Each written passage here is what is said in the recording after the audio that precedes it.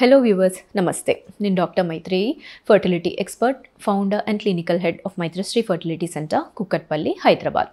ఈరోజు మనము unexplained infertility గురించి తెలుసుకుందాము.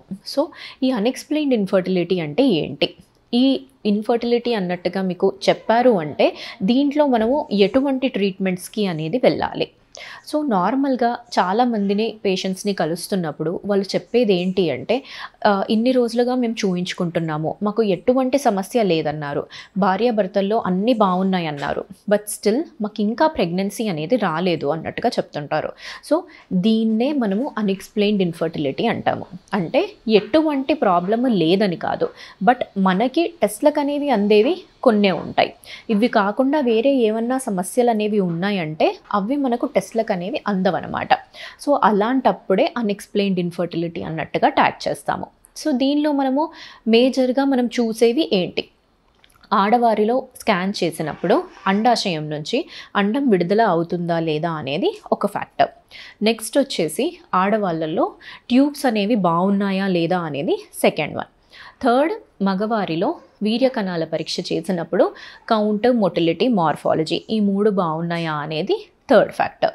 ఈ మూడు బాగున్నాయి అంటే దాని తర్వాత లోపల మనకి ఇంకా టెస్ట్లకు అందని విషయాలు అనేవి ఏమన్నా ఉన్నాయని అర్థం అన్నమాట.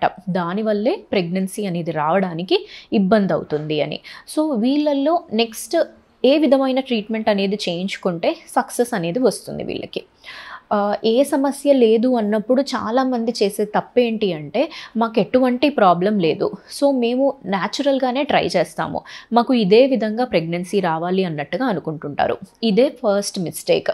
సో ఇండెఫినెట్గా చాలా ఏళ్ళు ట్రై చేస్తూ పోతూ ఉంటే టైం అనేది వేస్ట్ అవుతుంది, కానీ ఎటువంటి రిజల్ట్ అనేది కనపడదు. సో న్యాచురల్గా ట్రై చేయడానికి ఎంతకాలం ట్రై చేయొచ్చు? నార్మల్గా పెళ్ళైన సంవత్సరం 2 సంవత్సరాల వరకు న్యాచురల్గా ట్రై చేసుకోవచ్చు. దాని తర్వాత అన్నీ బాగున్నాయి బట్ స్టిల్ అవ్వట్లేదంటే ట్రీట్మెంట్స్కి వెళ్ళాల్సిన అవసరం అనేది ఉంటుంది. ఎటువంటి ట్రీట్మెంట్స్ అనేవి అవసరం పడతాయి అంటే ఫస్ట్ వచ్చేసి దీంట్లో మనకి ఏం ప్రాబ్లం లేదు అంటే ఇనీషియల్గా ఐయుఐ మెథడ్స్ అనేవి ట్రై చేయొచ్చు. అంటే గర్భాశయం లోపలికి వీర్యకణాలని పంపించే పద్ధతినే ఐయుఐ అంటాం, ఇంట్రా యూట్రైన్ ఇన్సమైనేషన్. ఫస్ట్ ఇది ట్రై చేయొచ్చు. అది నార్మల్గా ఒక్కొక్క కపుల్కి ఒక్కొక్కలాగా ఇన్ని సైకిల్స్ అన్నట్టుగా అడ్వైస్ చేస్తాం. జనరల్గా మనము అడ్వైస్ చేసేది అంటే అరౌండ్ 3 సైకిల్స్. ఆ 3 సైకిల్స్ వరకు ట్రై చేయొచ్చు. ఇన్ కేస్ దాంట్లో కూడా అవ్వడం లేదు, అందులో కూడా సక్సెస్ రావడం లేదు అంటే అప్పుడు ఐవీఎఫ్ పద్ధతికి అనేది వెళ్ళాలి. కొందరు కపుల్స్ డైరెక్ట్గా ఐవీఎఫ్ పద్ధతికి కూడా వెళ్తారు. మాకు ఐయుఐ అంటే ఆ సక్సెస్ గురించి మేము ఇంకా ట్రై చేయాల్సిన ఇంట్రెస్ట్ అనేది మాకు లేదు, డైరెక్ట్గా ఐవీఎఫ్కి వెళ్తామంటే అలా కూడా వెళ్ళొచ్చు. అంటే ఒక స్ట్రిక్ట్ ప్రోటోకాల్ ఏమీ లేదు, ఐయుఐ తర్వాతే ఐవీఎఫ్కి వెళ్ళాలి, అలా ఐయుఐ చేయించుకోకుండా ఐవీఎఫ్కి వెళ్ళొద్దు, అలాంటి సిచ్యువేషన్ ఏమీ ఉండదు. ఇఫ్ ఐవీఎఫ్కి వెళ్ళాలనుకుంటున్నారు డైరెక్ట్గా అంటే అలాంటి ట్రీట్మెంట్ కూడా చేయించుకోవచ్చు. సో ఐవీఎఫ్లో మనకి రిజల్ట్తో పాటు ఇక్కడ మనకు ఒకటి ఇంకా తెలిసే విషయాలు ఏముంటాయి అంటే మనకు ఎన్ని టెస్టులు చేసినా కానీ, ఎన్ని బ్లడ్ టెస్ట్లు అయినా, స్కాన్ అయినా కానీ ఆడవారిలో అండాశయంలో ఎగ్ క్వాలిటీ అనేది ఎలా ఉంది అనేది మాత్రం మనకు ఎటువంటి టెస్ట్లో తెలియదు. సో ఇక్కడ మనం గమనిస్తుంది ఏంటంటే చాలామందికి అన్ఎక్స్ప్లెయిన్డ్ ఇన్ఫర్టిలిటీ వాళ్ళకి ఐవీఎఫ్ మెథడ్స్ అనేవి వెళ్ళినప్పుడు ఎగ్స్ ఎప్పుడైతే రిట్రీవ్ చేస్తామో ఎగ్ క్వాలిటీలో కూడా ప్రాబ్లం ఉంది అన్నట్టుగా మనకి అక్కడ ఐవీఎఫ్లో తెలుస్తుంది. సో ఈ ఎగ్ క్వాలిటీలో ప్రాబ్లం ఉండడము అనేది మనకు ఏ విధమైన టెస్ట్లో అనేది తెలియదు.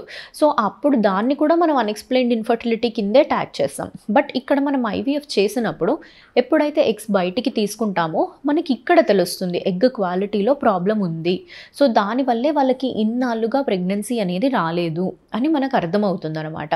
సో ఎగ్ క్వాలిటీ బాగాలేనప్పుడు, ఎంబ్రియో అనేది మంచిగా ఫామ్ కానప్పుడు అలాంటి కేసెస్లో కూడా ప్రెగ్నెన్సీ రావడానికి ప్రాబ్లం అనేది అవుతుంది. సో ఇది వన్ ఆఫ్ ది ఎగ్జాంపుల్ మాత్రమే, జస్ట్ ఇదే అందరిలో రీజన్ ఉంటుంది అన్నట్టుగా ఉండదు.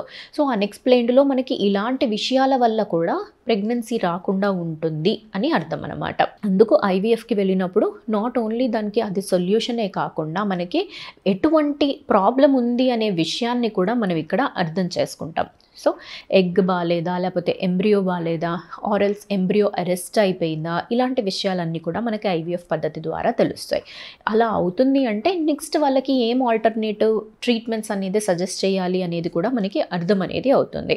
సో అన్ఎక్స్ప్లెయిన్డ్ ఇన్ఫర్టిలిటీ అన్నట్టుగా ఎప్పుడైతే మీకు డయాగ్నోస్ అయ్యింది అంటే అస్సలు టైం అనేది వేస్ట్ చేయకుండా మీరు ఫస్ట్ డాక్టర్ని కన్సల్ట్ చేసి ఎలాంటి ట్రీట్మెంట్స్ అనేవి మీకు బెస్ట్ సూటబుల్ ఉంటాయి అనేది డిస్కస్ చేసి అలాంటి ట్రీట్మెంట్స్కి అనేది వెళ్ళినప్పుడు అప్పుడు మీకు సక్సెస్ అనేది త్వరగా వస్తుందండి. Thank you.